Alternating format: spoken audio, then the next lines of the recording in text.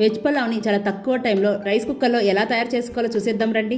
ముందుగా 1 table spoon నెయ్యి, 1 table spoon ఆయిల్ని వేసి ఆయిల్ వేడయ్యాక బిర్యానీ స్పైసెస్ని వేసి 1 టేబుల్ స్పూన్ అల్లం వెల్లుల్లి పేస్ట్ని వేసి 1 నిమిషం వేగిన తర్వాత ఉల్లిపాయలు, పచ్చిమిర్చి, బీన్స్, క్యారెట్, బంగాళదుంప ముక్కలు ఇవన్నీ వేసి 2 నిమిషాలు టోస్ట్ చేసుకున్నాక 1/2 table spoon garam masala, 1 table spoon ధనియాల పొడి, రుచికి సరిపడా ఉప్పు ఇవన్నీ వేసి బాగా కలుపుకొని ఫ్లేమ్ని లో ఫ్లేమ్లో పెట్టుకొని పుదీనా, కొత్తిమీర, 1/2 టేబుల్ స్పూన్ మిరియాల పొడి, 1/2 టేబుల్ స్పూన్ వేయించి పొడి చేసుకున్న జీలకర్ర పొడిని వేసి బాగా కలుపుకొని 2 నుంచి 3 నిమిషాలు మగ్గనివ్వాలి. ఈ లోపు 2 గ్లాసుల బియ్యాన్ని తీసుకొని నీట్గా వాష్ చేసి 2 గ్లాసుల బియ్యానికి 4 గ్లాసుల వాటర్ని పోసి వేయించుకున్న వెజిటేబుల్స్ అన్ని ఇందులో వేసుకొని రుచికి సరిపడా ఉప్పుని వేసి మనం రైస్ కుక్కర్లో చేస్తున్నాం కాబట్టి రైస్ కుక్కర్లో 1 గ్లాస్ వాటర్ని పోసుకొని పలావ్ గిన్నెని పెట్టి మూత పెట్టుకొని కుక్ చేసుకోవాలి. ఈ టిప్స్తో మీరు వెజ్ పలావ్ని చేస్తే అచ్చం రెస్టారెంట్లో పర్ఫెక్ట్గా వస్తుంది. అంతే, ఎంతో ఈజీగా సింపుల్గా వెజ్ పలావ్ రెడీ అయిపోయింది.